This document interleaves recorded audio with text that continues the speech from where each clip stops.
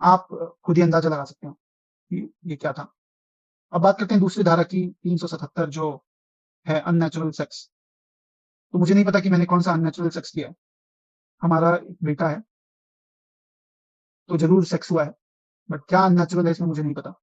मेरी पत्नी के पास कोई भी मेडिकल प्रूफ, कोई भी मेडिकल एग्ज़ामिनेशन कुछ भी नहीं है।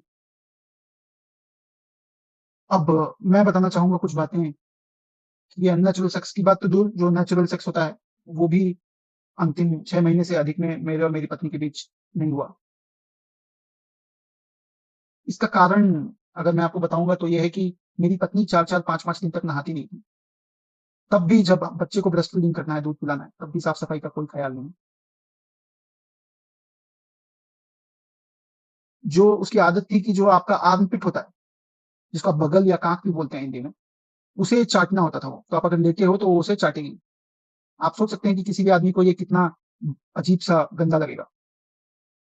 इसके अलावा मेरी पत्नी की एक्सपेक्टेशन मुझसे थी कि मैं उनके मल-मूत्र के द्वार को चाटूँ, तो ये मुझसे नहीं हो पाएगा और ये मैं नहीं कर पाऊँगा।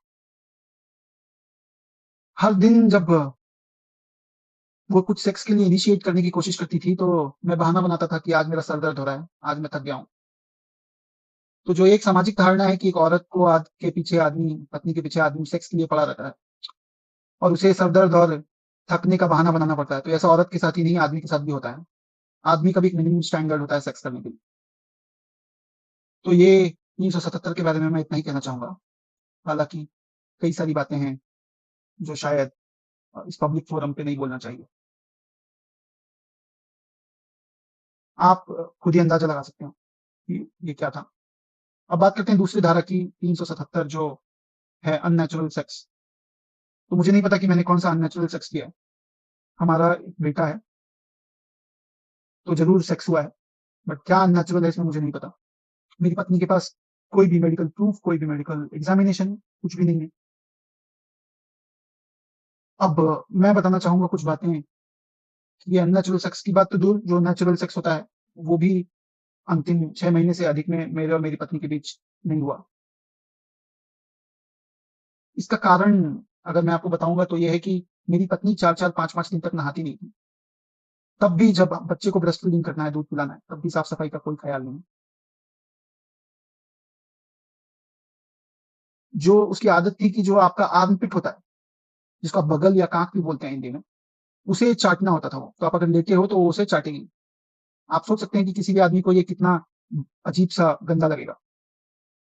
इसके अलावा मेरी पत्नी की एक्सपेक्टेशन मुझसे थी कि मैं उनके मल-मूत्र के द्वार को चाटूँ, तो ये मुझसे नहीं हो पाएगा और ये मैं नहीं कर पाऊँगा। हर दिन जब वो कुछ सेक्स के लिए इनिशिएट करने की कोशिश करती थी, तो मैं बहाना बनाता था कि आज मेरा सर दर्द हो रहा है, आज मैं थक गया हूँ।